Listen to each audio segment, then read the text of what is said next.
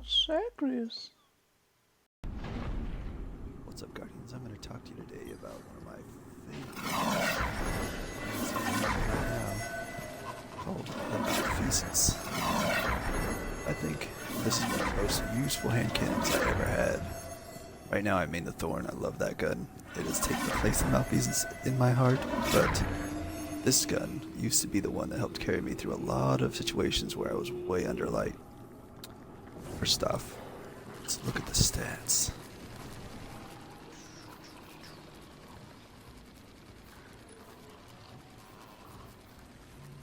Explosive shadow. Shoot tainted slugs that burrow into the enemy. Stacking enough slugs causes them to explode, which the number is 5. The magazine holds 15, so you can do this 3 times. In Crucible, this is a 180 hand cannon, so it does 57 to the head and then 40 something to the body. I don't remember the exact number. It does bonus damage against taken enemies and at Gambit invaders. Gambit is where you acquire this weapon, acquire the quest for it. So it's geared for that play mode. It does over 90 damage to an invader, so you can easily 3-tap somebody down. It's pretty impressive in that capacity. And then when there's taken blockers and things, you can clear them out really easily with this gun. It just destroys the taken. Now, it doesn't always take 5 shots to get the explosions to go off. If you kill an enemy, you can see that little pop after it dies. And it just has the slightest little blast radius. Let's see if we can... You can see all those little pops. Now, the blast radius on those is tiny. You're talking like a meter or something like that. It's very slight. I've actually had it kill other Guardians in Crucible, but they were standing shoulder to shoulder, which was obviously a mistake on their part. And I'm going to take it to the Crucible in a little bit, but I just wanted to show you what it does to enemies in PvE. Now, having explosive damage on it like that helps you remove shields. It does more damage that way.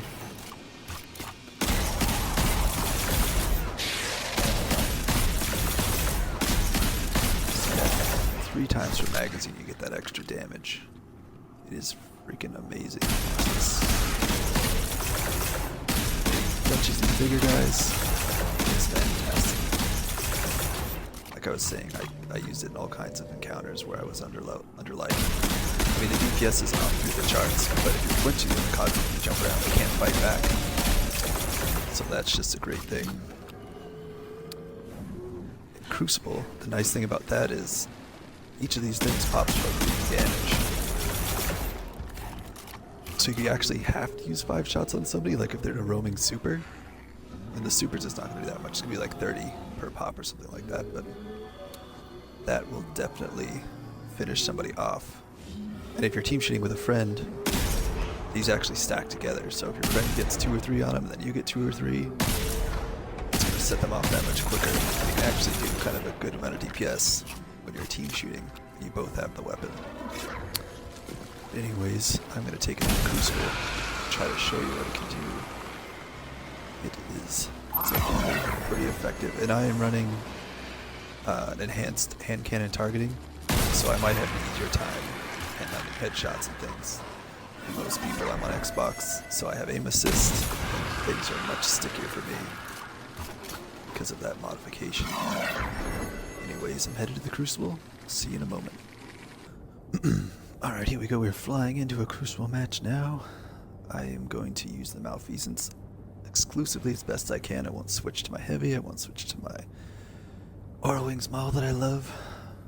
And I will be using my super sometimes. I might use some grenades. Generally, I'm just going to try to get kills with the Malfeasance so you can see how it kills. Hopefully there'll be some Guardians that stand near each other. You can see that blast radius, and hopefully I'll get to put some damage on a couple of roaming supers and see what it does. It's pretty fantastic for that, especially now because those supers' damage reduction has been reduced on most of them, so they're a little more squishy. Like sniper rifles like the Revoker can now one-shot a lot of those out.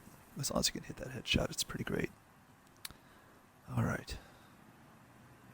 Here we go.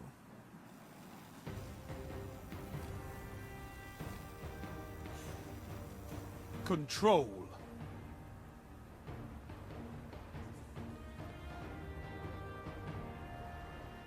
Capture and defend, Guardians.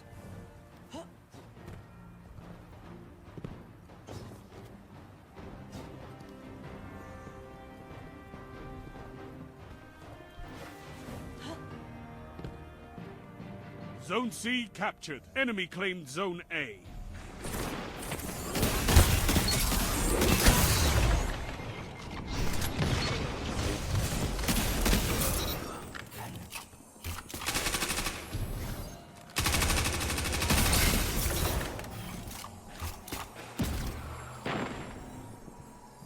Doing pretty good right now. You captured Zone B. You have zone advantage. Gained the lead.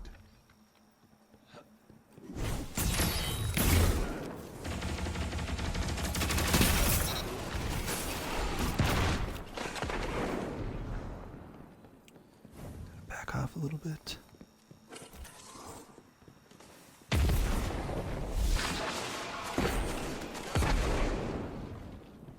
Zone A captured. Power play. Keep the pressure on. It is extra crispy having the darn targeting on the thing. That was a mountaintop that just blasted right there.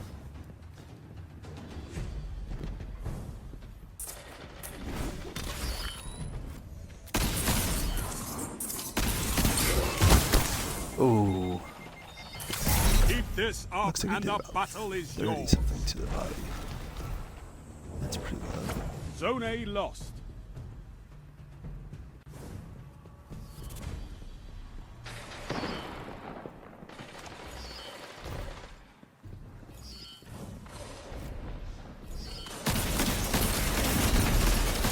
Two for one.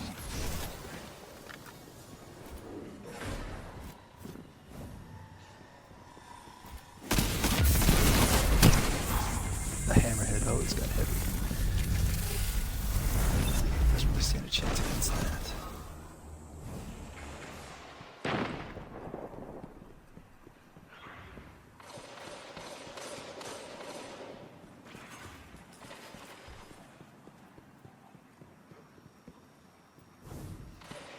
Turns out that with this targeting adjuster, I might actually have a better time to kill, or at least a more forgiving time to kill than the Thorn.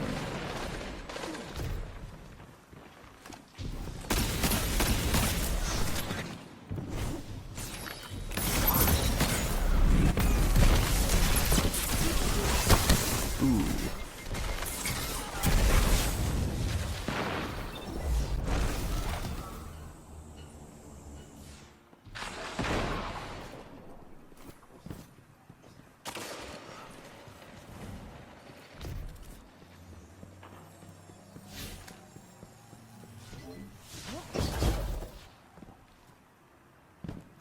Zone A captured. That's a power play. You took them. Now hold them.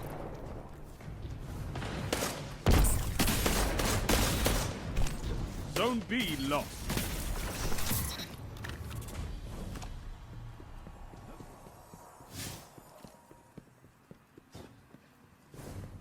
Zone B captured. Power play. Keep the pressure on.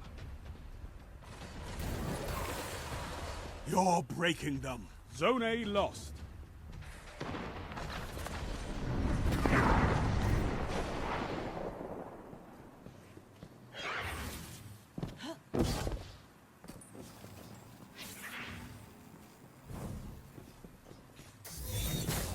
Zone A captured. That's a power play. You took them. Now hold them.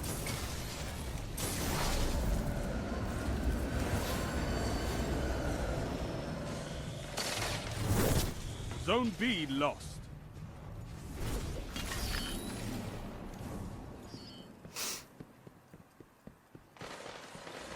Zone B captured. That's a power play. You took them. Now hold them. Zone A lost.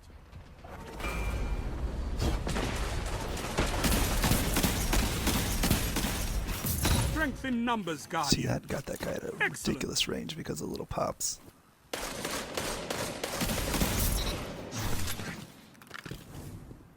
You can land 5 shots on somebody or kill at any range.